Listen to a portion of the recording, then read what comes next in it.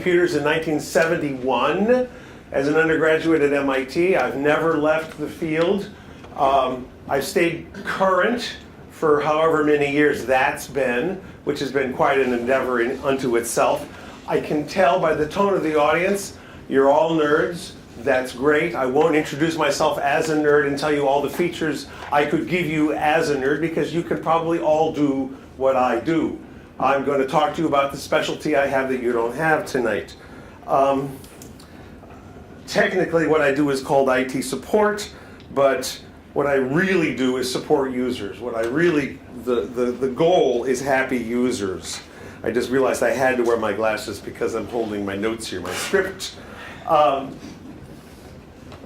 In addition to being a computer nerd with my Nerds Words blog, I am also a Bible nerd. Interestingly, today from 4 to 5:30, I taught a Bible study class. I do that every other week. I'm just fresh from there. My spiritual blog is called Wednesday Church.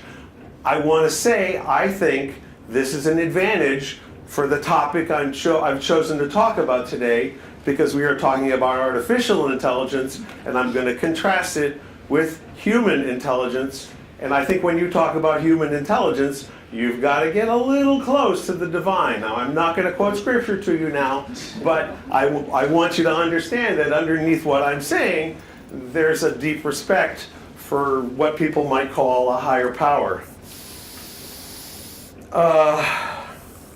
I'm going to make a bold statement right at the very top of this. You are not a machine. I'm going to show you that here. Fasten your seatbelts. Take a seat.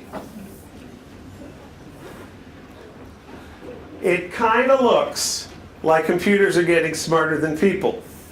This is Ken Jennings, this is Dan Rudder, this is Watson, this is their final score on Jeopardy. Note the numbers. Watson is a computer programmed to play Jeopardy. It took about 4 years to do.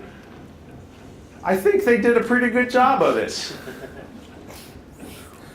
Now understand that Ken Jennings was unbeatable. He won over $1 million at Jeopardy, and they said, go away.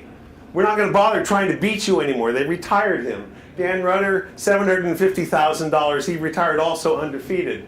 Watson didn't have a problem with either of them. About a year ago, the AlphaGo program beat Go master Lee Sedol 4 games out of 5. You know the game Go is massively complicated. It's hundreds of orders of magnitude more complicated than chess. Google taught AlphaGo how to play Go, and it beat the best master there was out there. 4 games out of 5 anyway.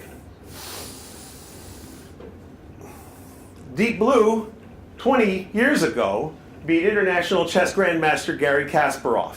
This again was a computer designed to play chess, and it beat the best in the world at it.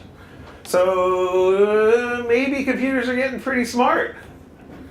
Understand that we're using a technique that is not new. The technique, and I'm going to explain it, was invented in the 80s. But what we're doing is we're getting really good at solving hard problems. And please feel free to blurt out your questions as we go by. I do not mind being interrupted. What about Hal? Hal's a fictional computer.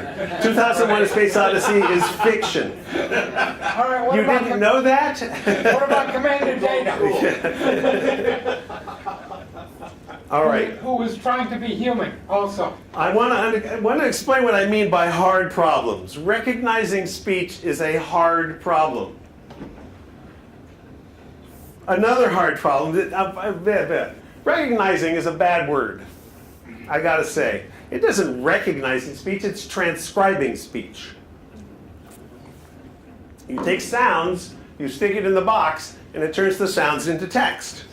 Understanding is a whole nother level of problem. And understanding the speech, interestingly, once I dug into what's going on inside of Siri, I was unimpressed. It's not really understanding the text, but getting the speech to the text is a hard problem. People have been working on this problem since the 70s, and only since about 2012 have we gotten really good at it. And nowadays, I saw the other day, Google has announced they're getting 95% accuracy on speech, even in noisy environments, in English. They're working on other languages. English seems to be the one everybody chooses first.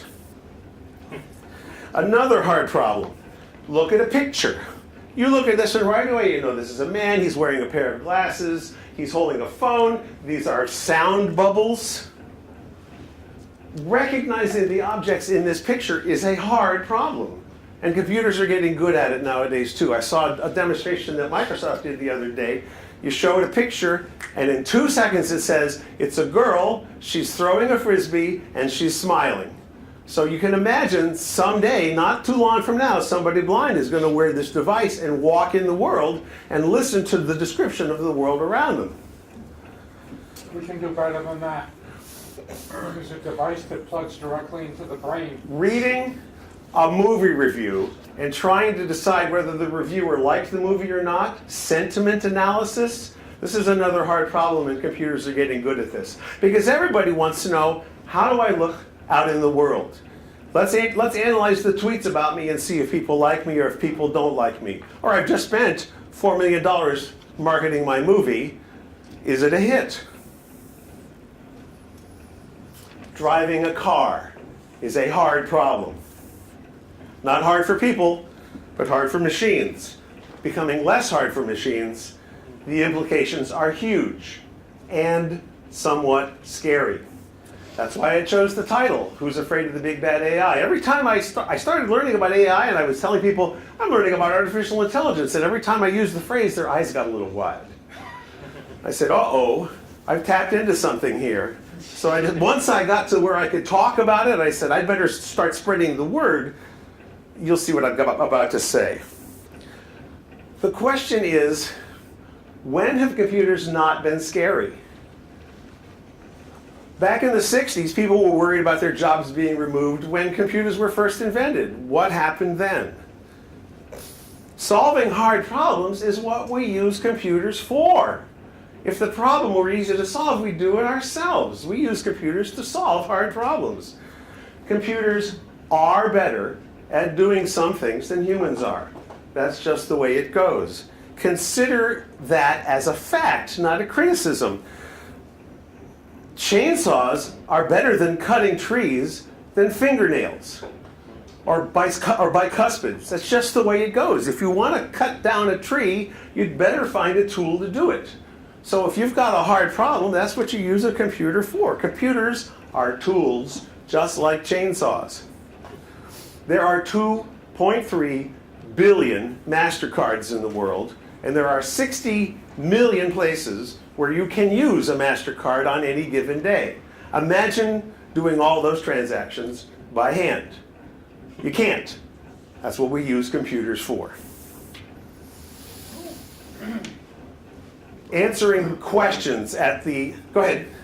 But that's because we've consolidated all the financial transactions into this one system. And you're right, when you make a system big enough, you can't do it by hand. It's a chicken and egg sort of a thing. Did we get the transactions and then use the computers, or did we get the computers and then the transactions? So I think you could argue that you could probably have just as much commerce with a different model and a different system without it being so computerized. We'll see. We'll listen to your talk next month on that subject. Imagine calling customer support. They're getting 87 calls a minute. If somebody had to pick up the phone and listen to what the person was whining about on the other side 87 times a minute, they would die of boredom. So you have voice response units, at least when you call Apple. Please state in a short sentence what your problem is so we can get you to the right person. And you say, I'm having a problem logging in. And it thanks you, and you talk to a person. People would die of boredom having to do that all the time. So that's what we do with computers. All right, then answer me this. How come when you do get to a live person, they ask you, what's your problem? Does anybody else have any questions? All right. Be not afraid, and I'm going to say this more than 2 more times. Humans are fundamentally better than computers, and they always will be. You are vastly more than a computing machine. Remember that word, vastly. I'm going to prove it in a couple of minutes. I've written about this in my blog in a qualitative sense in these 2 blogs. One of them is actually called Why You Are Not a Machine. But I'm going to do it quantitatively tonight. You are vastly more than a computing machine. But, make no mistake, the world is filled with robotic, mindless jobs. Are you saying there's a non-physical element? No, You're not saying? no, I'm not. Right. There is no shortage of boring robotic jobs. It seems to me, actually, if you look at the world, jobs are designed to be boring and robotic. That way you can use boring robotic people who don't expect a lot of money to do the work. I went on the phone 2 months ago to call my mortgage company. I sometimes have to do this so that I can pay my mortgage for that month. I spoke with the mortgage loan representative. I think that they call them account assistants or something. And I said, I want to pay my mortgage. Can we skip to the chase, please? The chase is where I say yes. And they said, no, sir, I'm sorry. I have to follow protocol. Protocol means I have to validate my phone number. I have to validate my email address. I have to answer the question, do you currently reside in the house? I have to validate my bank account number. And then I say yes. I've done this before. Can I cut to the chase? And they say yes, but this particular person decided that no, I could not. As far as I was concerned, I was dealing with a voice response unit. I wasn't talking with a human being. So that person, as far as I'm concerned, could have been replaced by a machine. So make no mistake, with better machine intelligence, jobs are going to be eliminated. That's the way of the world. Do you even remember elevator operators? When I was 9 or 10, we lived in Chicago. We went downtown Chicago to go Christmas shopping at Marshall Field. Marshall Field is 9 stories tall. I got in the elevator operator closed the door, ka-ching. At every floor, he let people in and out and announce what was on the floor. At floor 7, he said foundations. That didn't get the laugh I was expecting. Foundations are women's undergarments. Do you remember switchboard operators? Yeah. When I was in high school, there was a switchboard operator at the newspaper where I worked at my very first job. I dated her a couple of times. Hello, Arlington Day. She would pick up a plug it into the hole, then would make the phone contact. They replaced her about half a year later with a box that hung on the wall about this size. Because again, boring, robotic job. If you can replace a person with a machine, it will happen. Despite what you saw in the movie Men in Black 2, we do not sort the mail by hand anymore, even if you're an alien with multiple pairs of hands. And if you drive a car or a truck for a living, there is still time for you to learn a better skill. AI is nothing to be afraid of all by itself. What you need to look out for is a person armed with AI. A pencil is not a weapon until somebody picks it up. AI is a tool, just like a pencil. Here's one that really rags me. This is Sofia, the Saudi Arabian citizen. This is back in October. Saudi Arabia announced that this robot, artificially intelligent robot, was now a citizen of Saudi Arabia. Sofia said, and I quote, let me see if I can find it in my notes here. I strive to be an empathic robot. I want to use my artificial intelligence to help humans live a better life. I will do my best to make the world a better place. This is the Wizard of Oz. Pay attention to the man behind the curtain. The person who invented Sofia used to do the birds in the Tiki Tiki room in Walt Disney World. Really? Sofia is an audio animatronic puppet. And the thing that really rags me is in Saudi Arabia, you can't go outdoors with your hair uncovered if you're a woman. So this is just a travesty in all directions. All right. There's a Watson commercial that ran this past summer. There are 2 baseball nerds sitting in the stands, and Watson is sitting in between the 2 of them. And they're using all kinds of baseball jargon. They're talking about the squeeze play, and he threw a slider, and there's the force out, and it went through the 5-hole, and a big fat K, and Watson says, I'm still learning. That's not Watson saying I. Some programmer who programmed Watson to say I. There is no I in computer.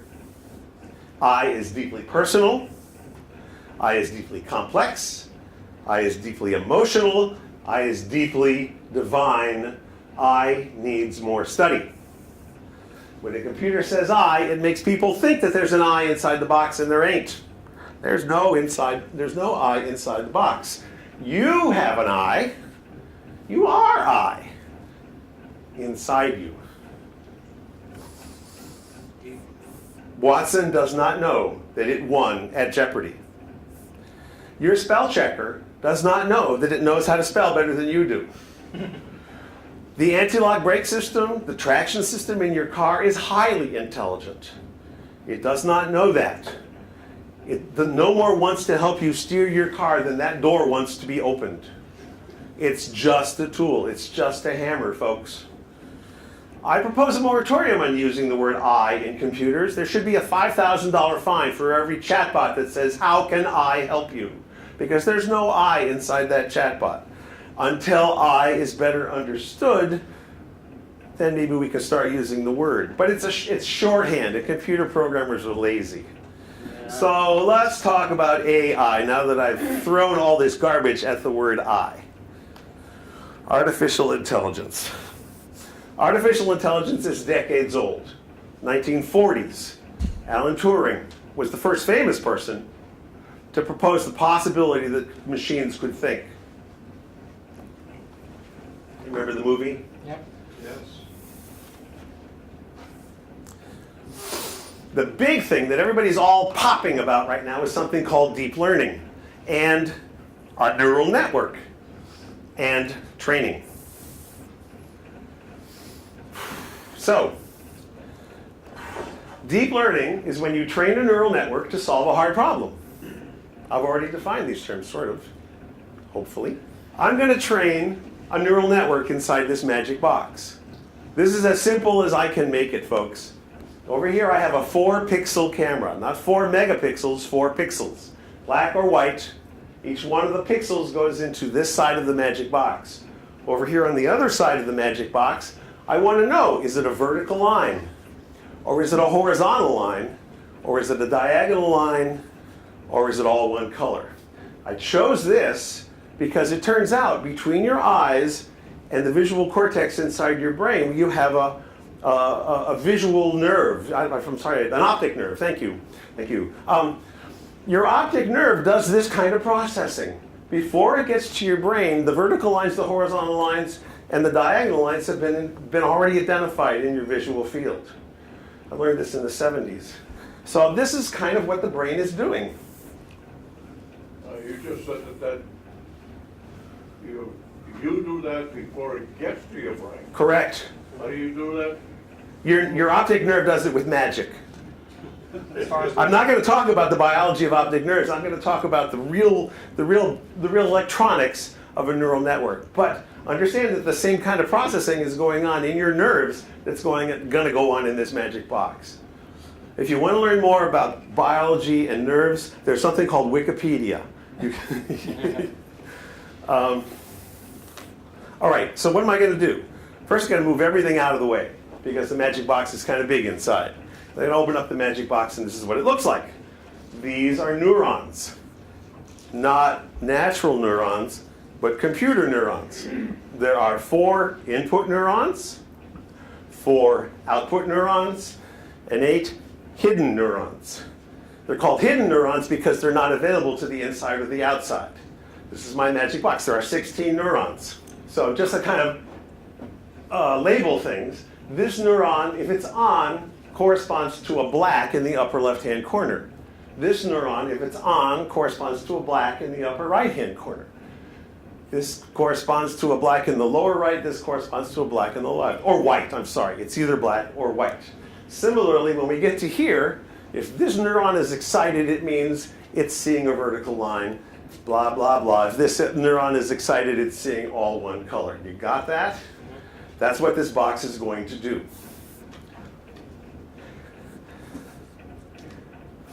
I start out by connecting everything to everything. 64 wires. Initially, I don't know how this thing is supposed to be wired. So I throw every possibility I can at it. There's one, like people are starting to glaze over. Hang with it, folks. It doesn't get much more complicated than this. But there is one more complexity. These wires have what's called a weight. The wire either passes the signal straight through, it inverts the signal from black to white or white to black, or it's not there at all. It's either straight through, in which case it'll be the orange line. If it's inverted, it'll be a red line, and if it's not there, it will be not there. If it's zero. So there's weights. You don't have to understand the details. I'll show you why in a second.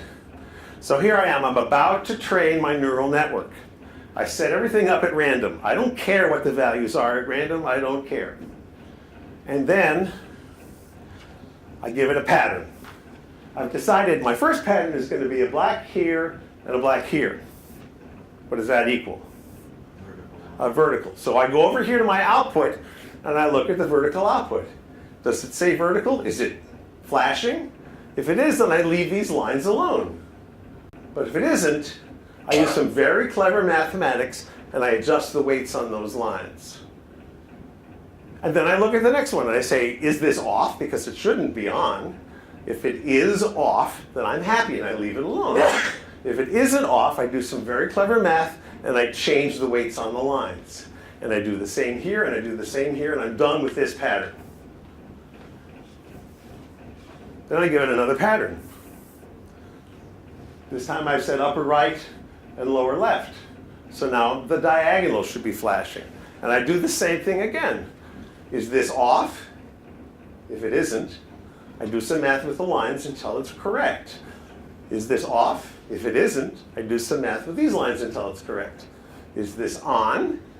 If it isn't, I do some math again. And if it is, anyway, basically what I'm doing is I'm back propagating the answer to fit the question. You following me?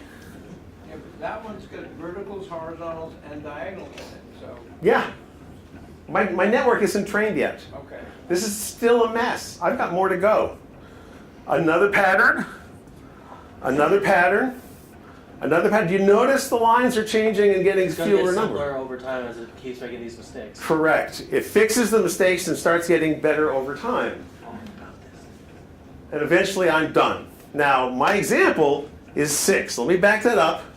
Whoops, backwards. I'll go back to the beginning and watch this quickly. And I have trained my neural network, and this is the solution. Now, I haven't explained what the math is. I will in a second. But understand, that's what a neural network does. This is deep learning. This is training a neural network. You give it an input. You walk over here. You look at the output and go, is this right? Then I'm done. If it's wrong, fix the wires. Go back and give it another picture. Walk over here and say, is it right? If it's not, I go and change the wires. Do it 40 million times, and I've got a trained neural network. Silence in the room. I didn't mean to stun you. Go ahead. No, actually, I remember learning about this at one point because somebody actually made a program called MAR-I/O that taught an AI to beat a level of Super Mario World. And the way it did is that it would run the level like thousands, 10,000 times, and every time it died, you know, one of those wires would get cut off until it had a neural network and it learned the level. Correct. Correct. That's another example of training a neural network. So this is training a neural network. Now understand, this is a simple, simplified example of a neural network. I'm going to talk about a real neural network in a moment, but understand that you need, not only do you need all these neurons and all these wires and a bit of math, you need training data. You can't, this doesn't work until you've trained it. You start out with randomness, and it stays random until you get good at training it. And so where do you get training data? Who's got big data? Google, Facebook, Google, Facebook, that's 2. Oracle. Oracle, Government agencies. the government's got them, insurance companies, newspapers, magazines, Ad media, companies. Hollywood, MGM. It turns out you've got to have massive amounts of data. You need millions of pictures, or you need billions of words in order to train your neural networks. The Wall Street Journal has what's called Wall Street Journal corpus. It's the last 18 years of text from the Wall Street Journal. You can rent it for a couple of $100. You can use it to train your neural network to understand business jargon. If you want, they'll be happy to rent it to you. Google has a corpus of text that they've gleaned off of the internet. You can also download all of Wikipedia if you want to. Did you know that? Yeah. There's a place you can go, Google it, and it'll tell you there's a place you can go on the Wikipedia site, and you'll get all of Wikipedia, including all the pictures, in a giant zip file. You can use that to train your neural network if you need to go find big data. I'm going to talk about some real examples of real neural networks in a minute where real data is actually involved. Okay, I mentioned the math. Oops, I'm sorry. I'm ahead of myself. This is a real neural network. Instead of 4 pixels, I got 4 megapixels. This is my real photograph. So I have 4 million input neurons. And I have way more than 8 middle neurons, hidden neurons, and also way more than 1 layer. I might have 2, 3, 4, 5, 6, 7, 8 hidden layers, and I'll have tens of thousands of outputs. So the training is a non-trivial problem. You need a computer that can deal with millions and millions of variables. But it's the same process. You look at a hot dog, you look at the output and say, is it a hot dog? Well, if it is, then you're fine. If it's not, you fix the millions and millions of wires. You change the weights on the wires until it's closer to a solution. You look at another hot dog, and you look at another hot dog, and you get all kinds of hot dogs, and after a couple million of these pictures of hot dogs, you wind up with a neural network where this flashes if a hot dog is in the picture. Lots and lots of computational power, lots and lots of work, but it actually works pretty well. This is actually called a classification neural network, just for you people who are taking notes, because it takes a picture and classifies it. Speech recognition neural networks take phenoms, the fundamental sounds that you make with your voice, and you feed them in sequence, and you take the output and you feed it back into the input 2 or 3 times, and then you have words here as the output. And again, you've got to train it. You've got to train it with speech. Years ago, not too long ago, you may remember Google had something called Google Phone. You could call up a phone number, and you could tell it who you were, and it would find the person you're calling by calling all of their phones and checking at their desk. What Google did it for free, was to get samples of your voice so that it could train their neural networks that they knew were coming. Google doesn't do anything by happenstance or by chance or for free. So, the math is ugly. Take a look at this for a moment. This is vector differential calculus. This is differential calculus, and this is a vector of derivatives, excuse me. This vector could be millions of entries long. But if you've had 2 semesters of college calculus and another semester of college linear algebra, this makes sense. And what's cool is the tools have evolved to the point now where this stuff is done for you. This is just subroutine and class invocations that you have to do. You don't have to write this software anymore. There's free available libraries of software that does this nowadays. Google calls it DeepMind, and there are other places. God, just go to GitHub. Anyways, but again, I'm saying you got to understand the math. This is the math that's involved. This is only 2 of the 3 fundamental equations you have to So you have be a able to make sense of. mathematical definition of what a hamburger is supposed to look like? When you're done with the trained neural network, you do. Before you start. You don't have to have one before you start. That's the cool thing about this technique. How do you know what to feed that? Well, if you showed a picture of a hamburger and it doesn't say hamburger on the That's what I outside, mean. On the outside, how do you know you're getting the right answer? How do you know what hamburger is? You have a human go through a bunch of hamburger pictures to decide which ones are and aren't hamburgers, and then you feed that to the AI. yes, So you have a I'm sorry. collection of images that qualifies a hamburger? Correct. Yes. You do. You do. Again, did I say big data? There you go. You've got to have that. So somebody is actually checking this out. And it's pretty lousy for the first 100,000 or 200,000 tries. It starts to get good And as it turns out, you can overtrain a neural network. You can throw too many training examples at it, and it gets worse over time. This is still an art, not a science. How many inner layers, how many inner do you have to have? That's not well designed yet. PhDs in math are trying to figure out the complexity of the problem versus the complexity of the neural network to solve the problem. I'm going to talk about the mathematics and the dollars around neural networks in a moment.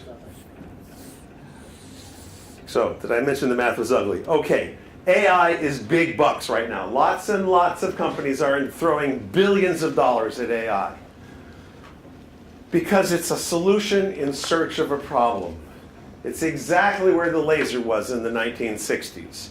We have this cool technique, and it recognizes speech, and it recognizes frisbees in the hands of pretty girls who are smiling when they throw them because we've trained it to do that.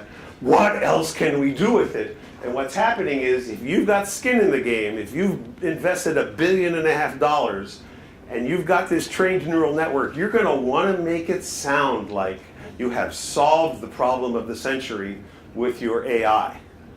And you've got to put the glasses on with the grain of salt that says, I don't know, am I being hyped here? So every time you hear of a new problem that's been solved with AI, I want you to look at it and go, to whose advantage is it that I believe them? One thing you got to listen for is the phrase 5 years from now. The phrase 5 years from now, in 2016, Audi bought an AI company with the intention of automating cars, to build a driverless car. They said, we'll have a driverless car in 5 years. The phrase in 5 years means we really don't know how long it's going to take. But 5 years sounds far enough into the future that you'll give us time, but not so far that you'll know that we don't know what we're talking about. But listen for the phrase, in 5 years, it will guide you. Yes, sir? Everybody's using that phrase then, in all the PR and ads. Yeah, I'm hearing it with people who've been working on the problem for 15 years. Yeah. So, Next 5 years. Yep. In the next 5 years, we're going to see driverless cars. That means we don't know when we're going to see driverless cars. Say in the next 5 generations. The thing about a trained neural network is it's good with what it's been trained on. But can you train a car for every life and death situation it's ever going to experience? And are you willing to ensure that? And that's the question we are now facing. The whole moral dilemma, where if you're like the family issue, like you're in the cell. Kill the dog or kill the mom in the baby carriage. Yeah. Or kill the driver. Yeah. We got a choice here. What does the machine do? Okay, so let's have some innovative uses of deep learning. Speech recognition, already talked about that. Already mentioned that recognition is really transcription. There's no actual understanding involved, but it's really good. Amazon. Alexa. The guys that do Alexa, it's called Amazon Lex, L-E-X. You can talk 10 minutes at it, and it will transcribe paragraphs and actually do the punctuation for you. It's been recently announced. Yes, sir. How effective did you say it was? 95%. Google claims 95%, and they are the leaders. So for every page of text, there are 10 words? That maybe it got wrong. Yeah. Well, when you're talking to your phone, how often does it get it wrong? I'm talking to my phone. Oh, I recommend you talking to your phone. It is way cooler to talk a long text message than it is to try and go. So I'm recommending you get good at it. If you tried back in 2012 with your phone to talk to it and it got it wrong all the time, the voice recognition in your phone is wicked good now. So. How do you feel about your phone talking to you? My phone isn't talking to me. I understand that this is just a skate key. This is a roller skate. This is a brick. I understand. This is a really sophisticated brick. I don't mean that it's a living entity. I'm just saying, how do you feel about listening to your phone? I talk to my television all the time when I'm watching a movie. Now you can speak into the remote. Yeah, I'm thinking if I start giving feedback to Netflix while the movie is on, Netflix is going to really understand what I don't like about their movies. All right, or do like. Anyway, so here's another real-world example, mortgage application analysis. A mortgage company took 170,000 mortgage applications and the results of having lent the money to those mortgage owners. It then analyzed the application with the results of the application and came up with a trained neural network that could look at a mortgage application and say yay or nay. This is a really big deal because a mortgage application is a really loosey-goosey, non-linear, I don't know how to solve this. People with degrees have to look at this thing to figure it out. Turns out it does a pretty decent job. Another one, mammograms. Tens of thousands of graded x-rays were fed into a neural network, and it turns out it's really good at spotting potential sites for breast cancer. It turns out radiologists are scooping this up as fast as they can get their hands on it because radiologists are overwhelmed with a backlog of photographs, of pictures of x-rays that they have to analyze. This is really helpful. It turns out it's even a little better than they are in the corners. Places that are nascent, possibly potential sites for future breast cancer, it's good at finding those as well. But it still needs a person to sign off and say yay or nay because it's a machine and it might have been poorly trained. And that's where the but comes in. Remember how I said hopefully, and you can overtrain neural networks? The mortgage application analysis, as it turns out, there was a racial bias in the numbers. Turns out garbage in, garbage out, you wind up with a racially biased neural network. This is a really big deal. So people with morals have got to look at this and go, is this correct in a moral sense, what you were saying? So the insurance company said, whoa, whoa, whoa, whoa, whoa, and they fixed their data. They unbiased the bias and they ran the numbers again. They retrained the neural network, and it's actually a very useful tool. And I've already mentioned the 5 years or so. One of the buts in the previous slide is a neural network will make a decision, and then you cannot go back to the network and say why. Right. Why did you make that decision? Right. But people are working on that problem. There is a big deal in analysis tools that will take a trained neural network and find out why it made that decision. Now let's go back to this because this is right on that topic. This is that solved neural network. What is it really? If you're a programmer, there's a word for this. Come on, programmers, what is this? Algorithm. No. It's way simpler, way simpler. Da da da da da da da. It's an if statement. If this is true and this is true, then that is true. If this is true and this is true, then that is true. Yep. It's just a complicated if statement. Now you take 1 million of these, 4 million of these, and 800 million of these, and another 10,000 of these, you've still got an if statement. It's just a really hairy, ugly, complicated if statement that you didn't have to write by hand. It wrote itself. Yes, sir. Does that mean, is that why you need to advance technology because you have so much data that you need to go through all those if statements more quickly? So it's not that anything's really going faster, it's just you're going through more stuff? Yes, and there are so many data points that need to be modified. Now this simple model of it's true or it's false or it's not there is a real simplification. The weight on these lines is an integer, a floating point number between -1 and +1. These things are not the simple gates that I talked about. There's an ugly, ugly function for these gates. And like I showed you the map back there, all of that takes real computing horsepower. It turns out there are boards that you can plug into the back of your home computer and do a decent job. But whole racks of computers are devoted to the cloud nowadays to doing neural network training. But in the 80s, when this technique was invented, backpropagation, like I said, it's an old technique. Backpropagation, there were no computers to do the problem. We just could not deal with 1 million data points. You need 64-bit addressing to do that, and that wasn't invented until, the 21st century. Yes, sir. Say hypothetically someone came up with a simpler method than an if statement to train a neural network. Yes. Any money there? Yes. Invest in that person. For me, Hire them. Now, in line of that, kind of amazing, you guys know what I'm going to say next. One AI researcher recently said, you can show a picture of a hot dog to my 3-year-old, and she immediately knows what it is and remembers it the next time she sees one. Why do I have to show 40 million pictures of a hot dog to my neural network?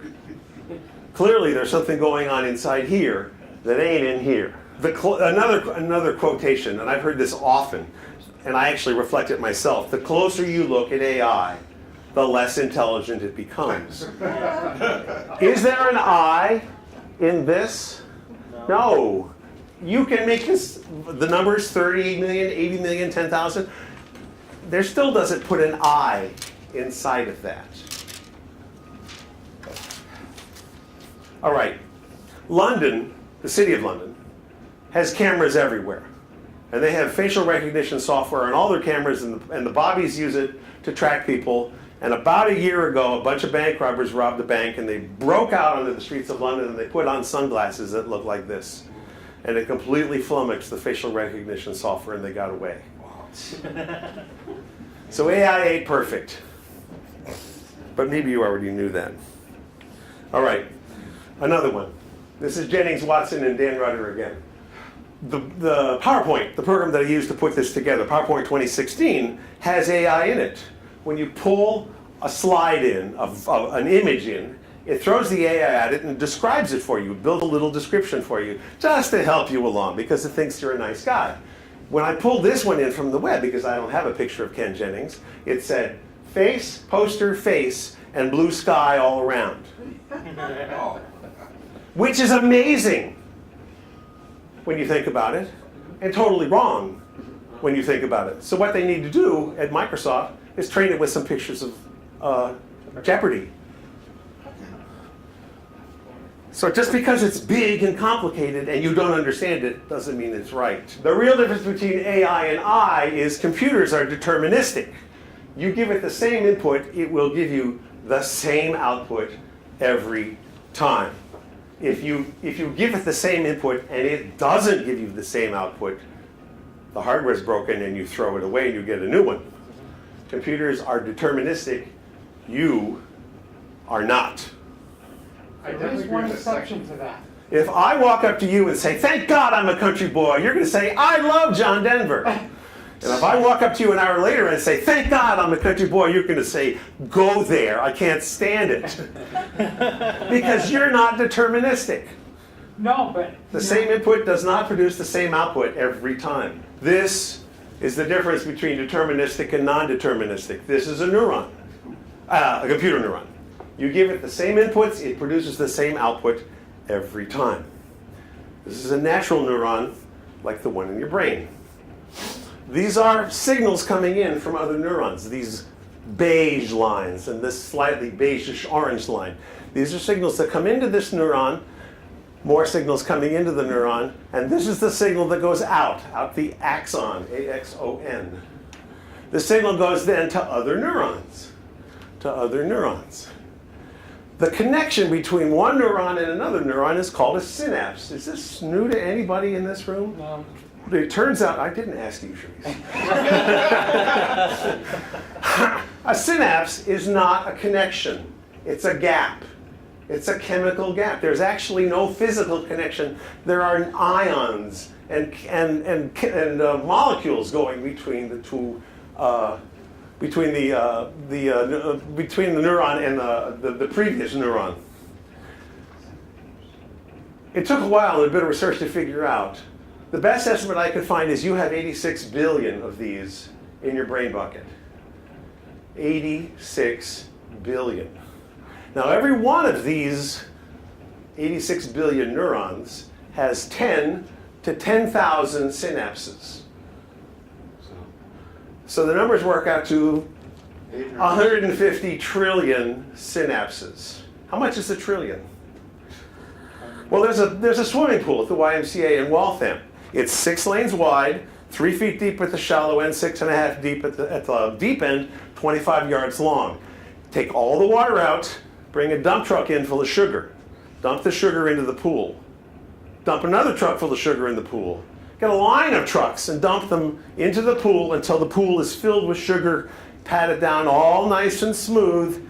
That's about 1 trillion grains of sugar. Table sugar or confectionery? Yes. And you have 150 swimming pools worth of synapses. Now, what's going on in the synapse, ladies and gentlemen? I'm glad you asked me. We used to think that this device was purely stochastic. You throw in enough signals and bang, it shoots out a signal out the other end. It turns out this device is vastly more complicated than that. It isn't even a mini computer. It's a freaking big computer. And what's going on here? Not chemistry, not physics, quantum physics. Cool. A 2015 paper, by the way, it makes no sense to explain something you don't understand in terms of something else that you don't understand. But the idea will not go away. A 2015 paper, you can find it on the web, says that the phosphorus molecules here in the synapse are exhibiting something called quantum entanglement. Do you know what quantum entanglement is? I get two nods. All right, quantum entanglement is when two quantum particles, electrons, molecules, protons, neutrons, whatever, 2 or 3 or 4 or 5 or a network of them, when they're entangled, even though they are separated by some distance, if you change one, the others change to keep the average value the same. And the change happens instantaneously, regardless of the distance. What, is this real? What's the Yes, difference on this that? is absolutely real. Now let me finish. The Chinese took two quantumly entangled electrons, left one in the lab, and stuck another one on the International Space Station. That's as far away as you can get things in the world. And they changed the value on one, and the other one changed instantaneously, not at the speed of light, which would have been several seconds, but instantaneously. They are somehow connected. Einstein called it spooky action at a great distance. He didn't believe that it was true until late in his life, and it is true. Now, I am not saying that that's the solution, but it is part of the solution. If you want to know more, I welcome you to the world of the web. It took me a while to dig that much out. The 2015 paper I read said that the phosphorus molecules, the phosphorus, what's that thing in the center of the molecule? The nucleus. The phosphorus nuclei are showing quantum entanglement. Not with just the other phosphorus in the synapse, but with other synapses.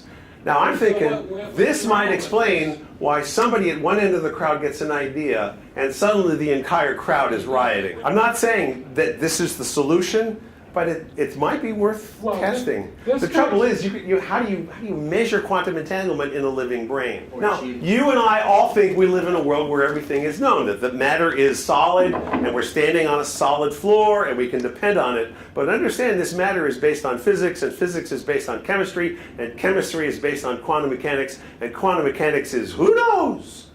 So, are we really standing on solid ground? Quarks are the dreams that stuff is made of. Quantum mechanics only means that they take well-defined values. We think of reality as being continuous, but when you get down to the smallest scale, it's not continuous at all. So the next 50 years, the next 100 years, we're going to have to look at that and see what's really going on. 150 trillion synapses, each one doing quantum physics. We have 150 trillion quantum devices in our brain buckets. You are an octopus with 150 trillion tentacles, each one of them gently touching the essence of existence. Take that computing power and compare it to what... I'm not going to be worried about artificial intelligence until they can put 150 trillion quantum devices in a size smaller than this. And by that time, I'm going to be part of it. I'm going to pull that into my head.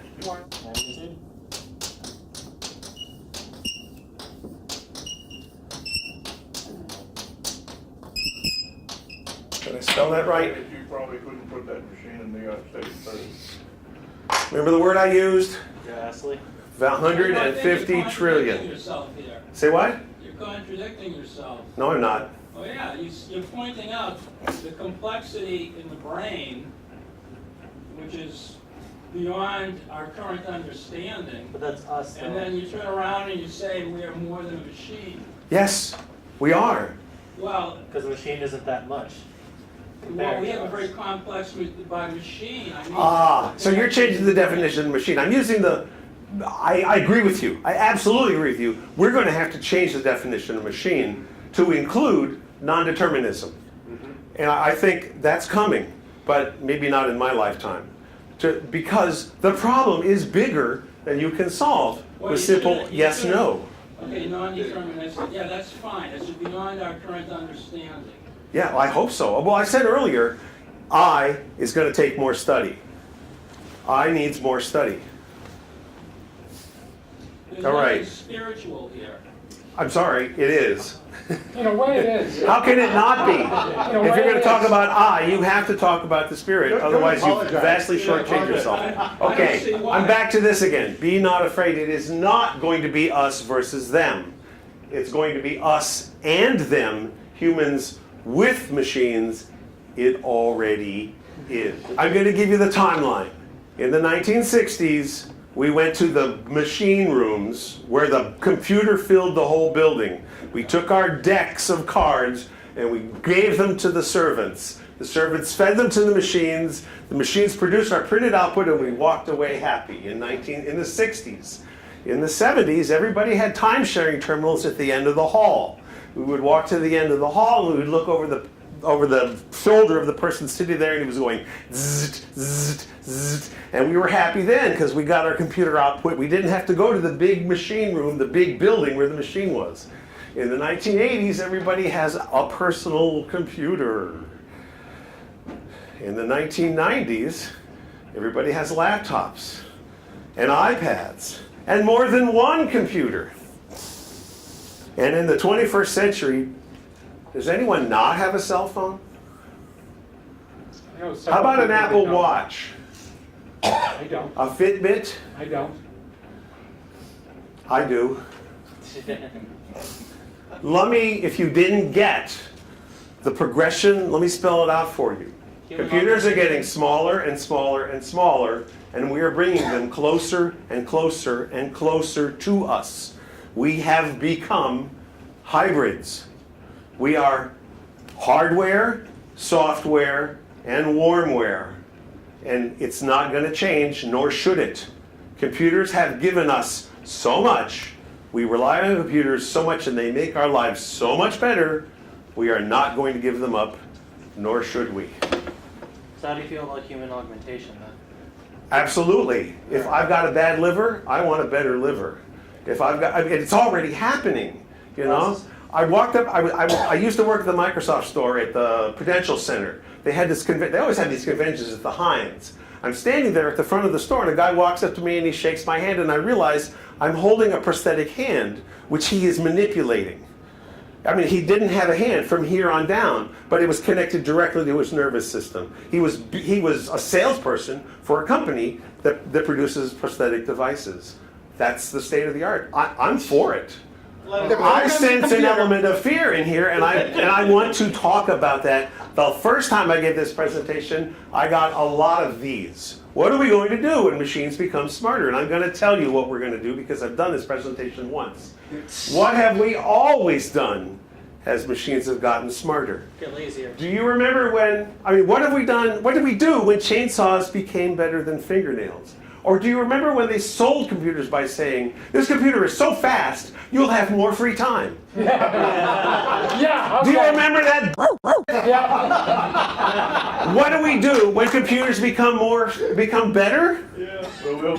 We do more. Yeah. We do more with them, and this is not going to change. As our tools become better, suddenly the list of things to do expands to fill the ability to solve the problem. I guarantee you.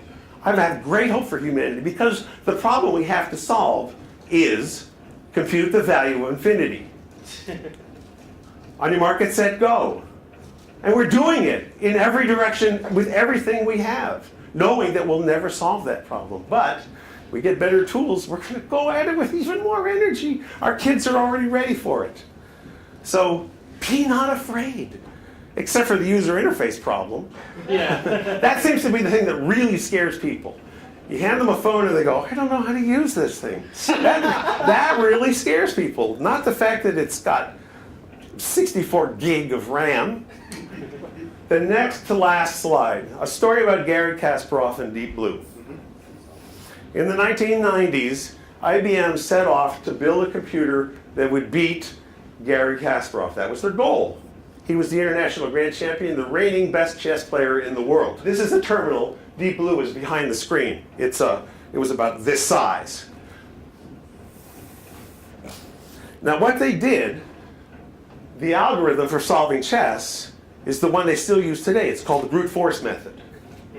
You take a chess layout and you generate every possible move they can make. So there's maybe 80 moves or something like that. You take those 80 moves and you generate every possible move that can be made in response to those 80 moves. And then that's called apply. One move and then one corresponding move. Deep Blue is designed to generate a chessboard 18 plies deep. Millions and millions of potential chessboards. Chess playing computers at the time would do 7 or 8 or 9 plies. And they still uses the same brute force technique. Grandmasters could beat a brute force chess playing method 9 times out of 9. It was not a problem for people at a certain level, at a high level, to beat that algorithm. Even though it was 18 plies deep, Deep Blue wasn't smart enough to beat Garry Kasparov. Oh, but IBM hired not only computer nerds, they hired chess grandmasters as well. Sometimes 2, 3, and 4 at a time. Now the rules stated that you could not help the computer during the game play. But between moves, they would break. Sometimes these moves would take a half hour or longer. By the way, Deep Blue could do 18 million chessboards a second when it had to evaluate what the next move would be. It would look across these millions of potentials, say that's the best move, go back down to the screen and say that's the move I'm going to make. So this would take a while to do, and then they would break, and they would play some more, and then they would break. IBM did not muck up Deep Blue while it was running. But between moves, they pored over the logs with their grandmasters, and they tweaked it to make sure that it kept at him. And when it came to the last move, the one, if it won, it would beat Garry Kasparov. They broke at night, and they met the following morning. The grandmaster, there was one particular, number 2 in the world, worked on the logs and made damn sure that when they turned Deep Blue on the next morning, it would generate that move. So Garry Kasparov wasn't beaten by a computer. He was beaten by a grandmaster armed with a computer. I read one interview where he said during the move, it looked to him like creativity was involved. Between one move and the next move, it looked like the machine had changed its mind. And it looked like the next move wasn't a brute force method, but it was rather doing something creative. And that's probably where they were mucking around with it, again, between moves. Now, I'm not saying that computers nowadays aren't better than humans. Actually, I'm pretty sure humans can't beat computers nowadays. But what I'm saying is, don't be impressed by this. Don't be scared by the hype. This is the last slide. Humans plus machine is greater than machine alone. That's why we have computers, and you already know this.